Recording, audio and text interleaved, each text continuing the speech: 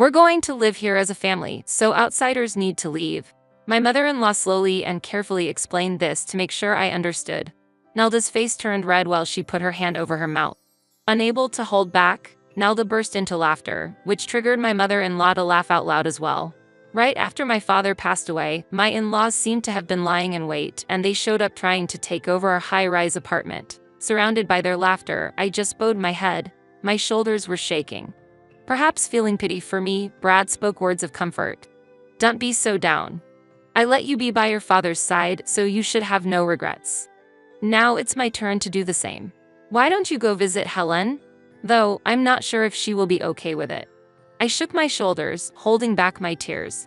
But I couldn't bear it anymore. Suddenly, I lifted my face and started laughing loudly. Ahahaha. I wiped the tears from the corner of my eyes. Do as you please. I've already contacted the lawyer. It's arrogant to emphasize that I did my filial duty. Thinking that they were enjoying themselves behind our backs, deceiving me and my father, anger welled up within me. I was determined to spoil their plans of joy following my father's death. I am Michelle White, 53 years old. My only daughter, Helen, graduated from university this year and started working. I thought I'd be more at ease after finishing raising her, but I'm still worried about Helen, who lives alone in the city. It has been 6 months since she started her job, but she hasn't come home even once. I wonder if Helen is eating properly, I blurted out during dinner with my husband. Tonight's menu was meat and potatoes, Helen's favorite. Eating that, I couldn't help but think of her face. She just started her job, so I know she's busy, but that's exactly why I want to make nutritious meals for her. Brad was right in front of me, but he didn't even glance my way. He clutched his smartphone in his left hand, staring at it while eating. He wasn't focused on the meal, spilling the broth on the table and making unpleasant chewing noises. Brad, are you listening? Brad gave no response. It seemed like my voice never reached his ears, and the concerns I had once again felt like mere monologues, shutting my anxious feelings in. When was the last time Brad and I had a proper conversation? I never thought we would become a couple so lacking in communication when we got married. I met Brad 23 years ago. A friend introduced him to me just before I turned 30. Brad was well-educated and worked for a major company, which made me nervous, but I was immediately taken by his kind, confident smile. It seemed he liked me too, and we started dating. He always planned dates at sophisticated cafes and romantic spots featured in fashion magazines, escorting me each time. I've been really focused on my work and didn't have much luck with women, but meeting you felt as if it were predestined. I can tell you are the one for me. His handsome features made even the sweetest words seem fitting. He was like a prince who openly expressed his love. But I was not a princess. I was just an ordinary office worker. I was anxious about whether I was good enough for someone so elite. While I was having such worries, Brad unexpectedly proposed to me. While it should have been a joyful moment, the fact that we had only known each other for 2 months made me anxious, and I couldn't say yes. When I shared my concerns, he gently embraced me and whispered in my ear, "Marriage doesn't need extra emotions. To me, you are the best." So we got married, and I felt like the happiest woman in the world. That was until the day after our wedding when our new married life began. "Michelle, are you really going to feed me this?" Brad said coldly as he looked at me, setting the breakfast on the table. His face was very cold, and he clearly seemed in a bad mood, though I couldn't understand why. It was our first day living together, so I had put extra effort into the cooking. I prepared a lavish breakfast, including an omelet with crispy bacon, yogurt parfait with berries and oats, and freshly baked scones right from the oven. I just need coffee and bread in the morning. It's hard to read the newspaper with anything else. Ah, I see. You're the type who doesn't think about efficiency and enjoys a leisurely, inefficient meal in the morning. How that figures. Brad's attitude had changed completely since yesterday. I was so surprised by his words that I was left speechless. He stared at my shocked face. "That foolish look on your face, I like it," he said with a grin. However, he left the house without touching the breakfast. Left alone with the untouched meal, I had no choice but to stand there. I had planned to take the day off work to tidy up the house, but I was so shocked by his words that I couldn't move, neither physically nor emotionally. Around 9 a.m., the doorbell rang. When I opened the door, my mother and sister-in-law Nelda entered the room without a greeting. Michelle, it seems you tried to impress Brad with your cooking this morning, but that was futile. Brad is not a simple man who can be manipulated with food," my mother-in-law continued without pausing for breath. Brad always eats bread at home and goes to work as usual. It's unfortunate for him, especially so early in the marriage. Nelda grimaced as if enjoying the situation. It seemed Brad had stopped by his parents' house before going to work this morning. A minor misunderstanding between us had been exposed to his family, and I felt embarrassed. Nelda looked around the room and sighed dramatically. Mom, look, there are still moving boxes in the corner of the room. Michelle is really sloppy, isn't she? Oh, I was just about to clean those up, I replied desperately, but my mother-in-law immediately dismissed it. No excuses. Look, you're just an ordinary office worker who is all talk and no action. You're not a good match for Brad, not at all. You should be grateful that he accepted someone like you. My mother-in-law sat down. Now, make some tea. You should at least be able to serve tea without being told, she hurried me. I quickly made the tea and offered it to them. After taking a sip, my mother-in-law snorted with laughter. This is terrible. The tea is too weak. For someone who works as an office worker serving tea, this is quite poor. Both my mother-in-law and Nelda slurped their scalding tea noisily. I wonder if Brad is truly satisfied with such a girl. Well, maybe that's just what you get from a daughter-in-law. Brad does like you, Michelle. Despite their insinuating comments, I couldn't find the courage to speak up in front of my husband's family. Nelda lived at home. She was single and surrounded herself with idle merchandise. She wasn't even a regular office worker like me, and she even recently quit her part-time job at a supermarket. Despite being hurt by her remarks, I had no room to argue. I had hoped for a sweet newlywed life, but my husband scorned me, and my mother-in-law and Nelda often made snide remarks. This was not the life I had hoped for. I couldn't consider divorce right after getting married. Half a year later, while I was troubled, I became pregnant and eventually gave birth to Helen. The blatant nastiness from my in-laws decreased. It wasn't because they were too cruel to berate a mother in front of a young child. Rather, it was because Nelda became obsessed with the popular Korean wave. My mother-in-law also became busy with watching TV dramas from morning to night and going on pilgrimages to drama sites together. As a result, they showed less interest in me and my daughter. It's sad that Helen didn't feel her grandmother's love, but maintaining a proper distance had somehow kept our household calm. Brad seemed satisfied as long as I fully understood and supported his pace of life.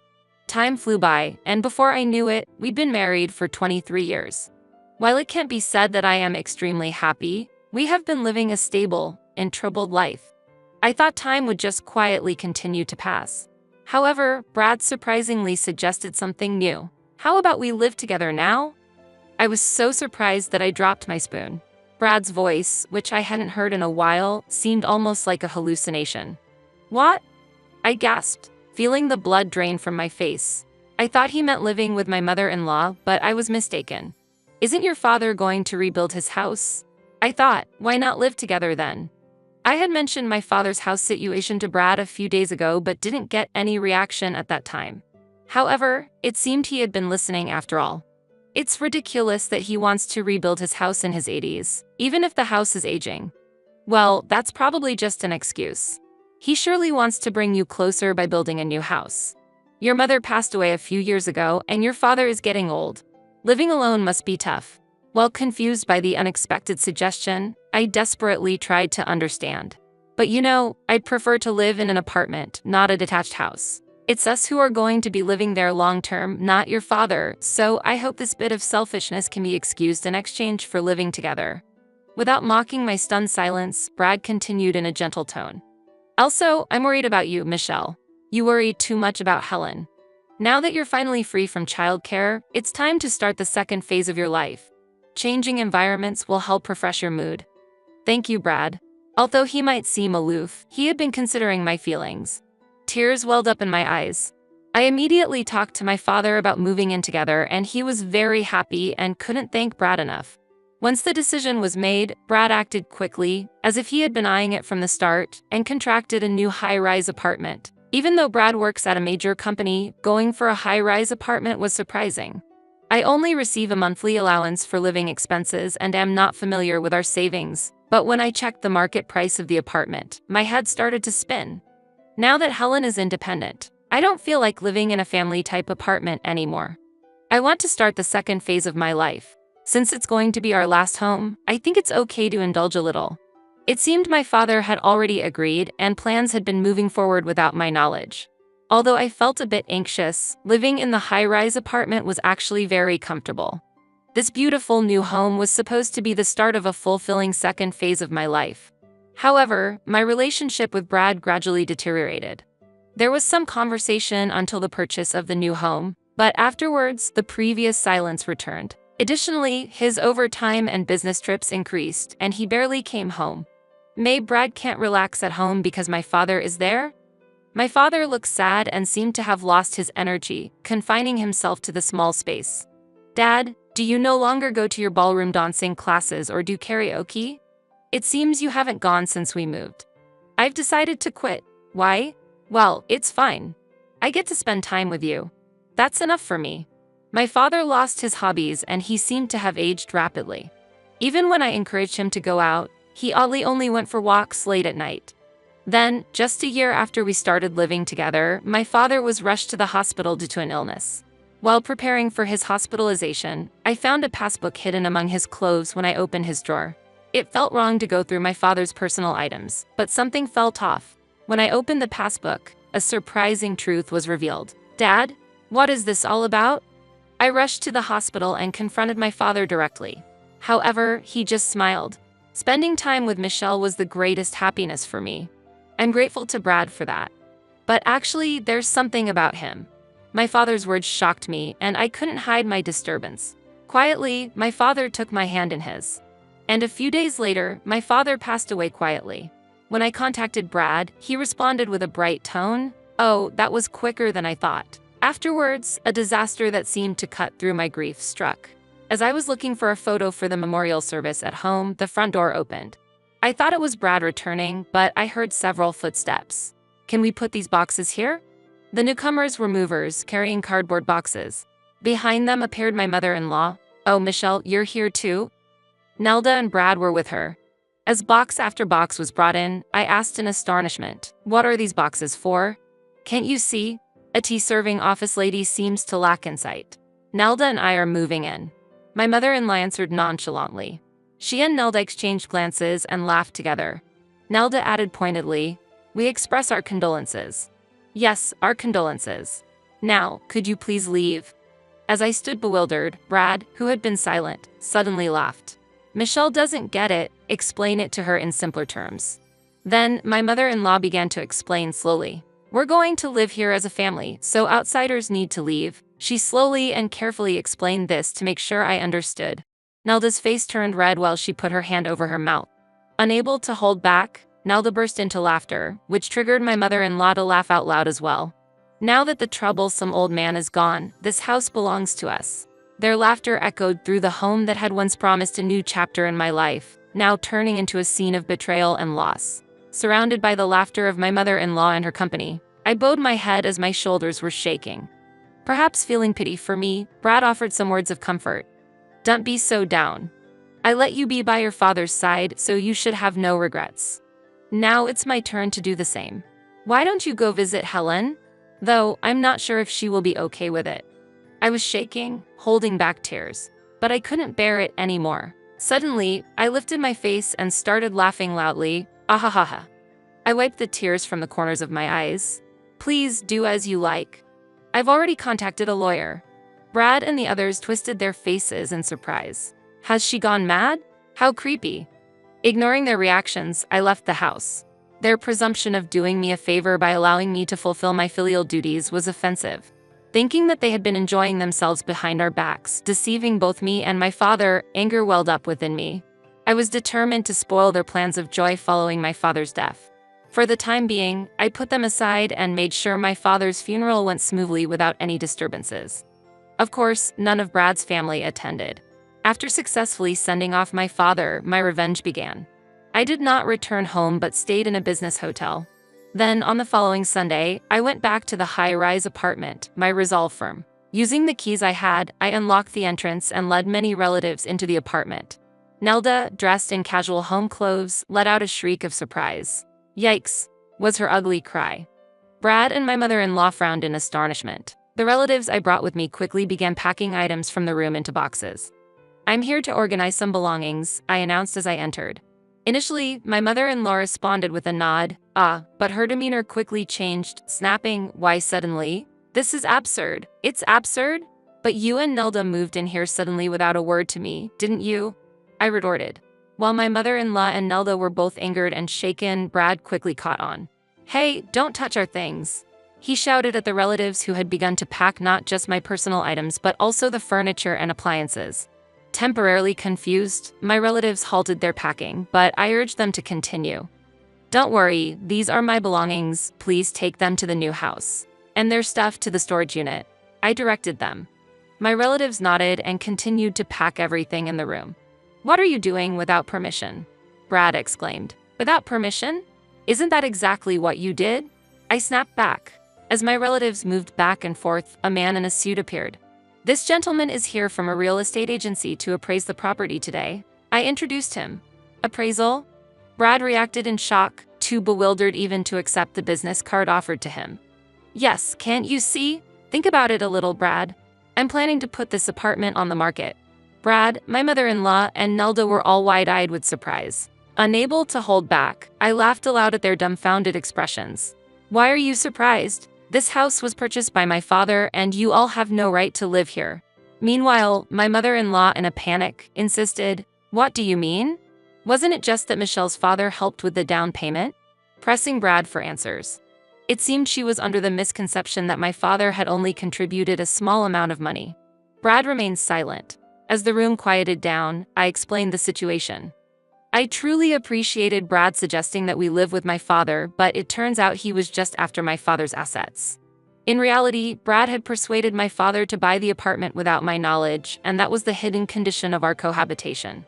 My father had exhausted his savings to purchase the apartment. What's the problem? It's smarter for us to buy the apartment than for an elderly person to rebuild a house unnecessarily. It's a wise investment. In the end, Michelle did her filial duty, so no complaints are needed. Indeed. I am thankful for the time I spent with my father. See? Brad's confidence was revolting. Remembering my father's bank account pained me. Initially, it was emptied for the apartment purchase, and thereafter, as soon as the pension came in, it was immediately withdrawn.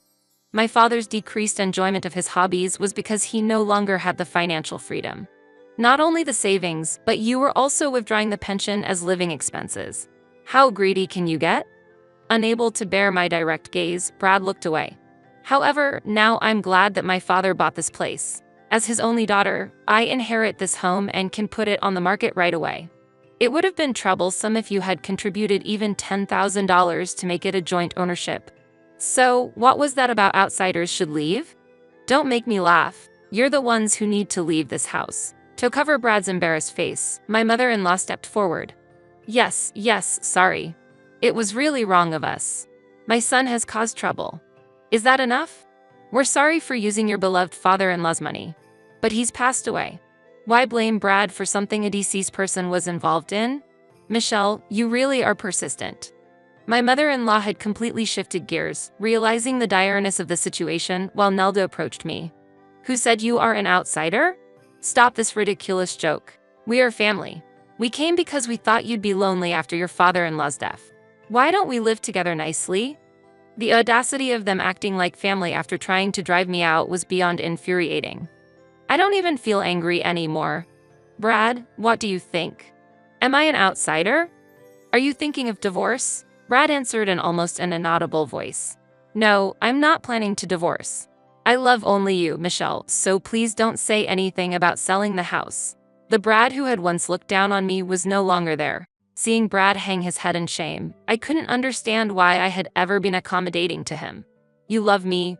That's clearly a lie. After all, you're just after the house I inherited, I said provocatively. No, I truly love you, Brad retorted. Stop it, you're making me sick. How dare you say those words after having an affair? That's shameless. At that moment, I confronted him with several photos. They were pictures of Brad entering a hotel with another woman, looking intimate. Brad had no room for denial. What is this? He stammered. These are pictures I got from Dad, I informed him. From that old fool. Brad hadn't been coming home and was just demanding money. Dad was suspicious all along. I was shocked because I hadn't doubted you. When you spend a lot of time with someone, you don't notice the abnormalities.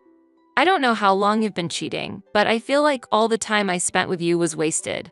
It really hurts. My father, unfamiliar with using his mobile phone's camera, had taken several photos of Brad's infidelity. He had debated whether to tell me, but had collected evidence during his supposed night walks. Just before he died, he told me about the infidelity along with the financial issues. "Let's get a divorce," I initiated. "But Michelle," Brad tried to interject, but I cut him off. "Do you think you have a choice?" Brad clenched his teeth. My mother-in-law clung to Brad's arm, whispering accusations. "This isn't what we planned. We thought Michelle was just a simple office lady that we could easily manipulate." Confirming that I was chosen as a marital partner as merely a housekeeper and understanding why Brad's attitude cooled after the marriage. It turned out that the father of the so-called housekeeper was financially well off, seen as useful, and exploited similarly. An office lady should be obedient. Why are you resisting? You used to be so quiet, and now you've become clever as you've gotten older. This is marital fraud. Brad was deceived. My mother-in-law cried as she clung to Brad. It pained me to corner a crying mother-in-law, but I couldn't remain silent any longer. "You keep mocking me as just an office lady, but isn't that all in the past? Dragging decades-old issues into the modern days with such outdated views is extremely backward. It's like you're declaring yourself outdated. Don't you find that embarrassing?" My mother-in-law was visibly angry. "How dare you, a mere daughter-in-law, speak like that?" she retorted. The atmosphere was tense, the reality of our fractured relationship starkly apparent. The house, once a symbol of familial unity and potential prosperity, had become an arena of betrayal and exposed secrets, underscoring the vast gulf of misunderstanding and manipulation that had underpinned what I once believed was a loving relationship. Brad, with tears in his eyes, raised his voice in defiance. "Yeah, you couldn't live without me." He trembled like a small dog trying to stand its ground. "Brad, you know I worked too. Maybe my salary wasn't enough for the high rent or for Helen's education expenses. But," tears spilled from Brad's eyes, yet I continued, "I can earn enough to cover my own living expenses. It was tough to balance raising a kid and work, but I'm really glad I kept going. Thank you for everything, Brad. Goodbye." My mother-in-law glared at me with fury, but as Nelda tried to intervene, my mother-in-law ignored her and screamed her true feelings. "A daughter-in-law doesn't need judgment or money. Being stupid is enough." Her voice echoed in the now empty room, stripped of furniture. Nelda collapsed to the floor. Brad looked up to the heavens. The subsequent disputes were intense, but eventually, the house was sold and the divorce from Brad was finalized. When I filed for division of assets due to his infidelity, Brad quietly agreed. "Help me, I almost have no savings." While he had been wasting money, it turned out that his salary was much less than expected. Despite working at a large company with a high education, he had not advanced to a useful position even after turning 50, was not entrusted with significant tasks, and hardly did any overtime. As a result, his take-home pay was nearly the same as a new employee. Of course, his claims of being away on business or working overtime were lies. He was actually having an affair. That's why he broke down whenever we talked about money. What exactly had Brad been doing at his job? The thought that he might have been doing nothing more than making copies and serving tea was almost laughable. I made sure to receive a substantial amount in division of assets from Brad without mercy. Just when everything seemed settled and I felt relieved, only 3 months after the divorce, Brad reached out to me, suggesting we get back together, which made me shiver.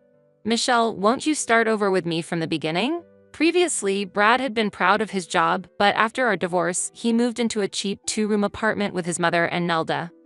The reality of his situation and his attempt at reconciliation felt both pitiful and infuriating. My journey had brought me too far to consider turning back to a man who had revealed himself so thoroughly. Brad's unexpectedly low salary shocked his mother, who had been counting on his high income.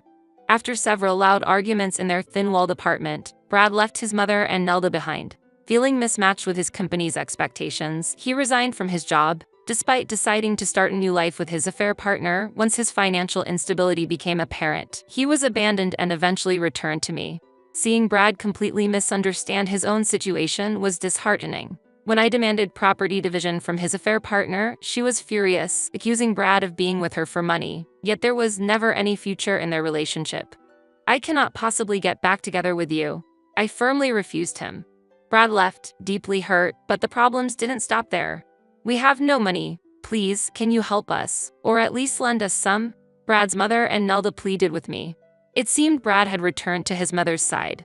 Despite claiming to be an elite, he spent his nights living lavishly in the city, quickly accumulating debt which he seemed to ignore. With no choice left, his mother and Nelda began working part-time jobs, though it seemed to have little effect. I don't have money to lend to others, I told them. In a normal family, I might have considered helping them in times of trouble, but they had unmistakably treated me as an outsider. I had spent too long playing the role of the good daughter-in-law. Since the divorce, I've relished a life without obligations to anyone. Moreover, my small apartment, where I now live alone, isn't lonely because Helen frequently visits. It's a stark contrast to a home with a grandiose father and a somber mother. Mom, you've really changed, Helen noted. Yes, perhaps Grandpa protected me in his way, giving me the courage to change, I said as I handed her freshly made meat and potatoes, her eyes lighting up with joy. I'm so happy. I love your meat and potatoes. Helen savored a bite, her eyes narrowing in contentment. This new chapter of my life, free from the shadows of manipulation and deceit, filled me with a profound sense of peace and autonomy. The sense of happiness that comes from being cherished by someone fills my heart, even giving me a sense of purpose in life. I am inspired to continue transforming myself, hoping to become strong enough to protect my daughter. Don't worry, the taste of the meat and potatoes hasn't changed, I assured her. Helen tilted her head, puzzled, but seemed relieved. I hope for these peaceful moments to last forever, a sanctuary of love and tranquility where we can both thrive, free from the tumult of the past.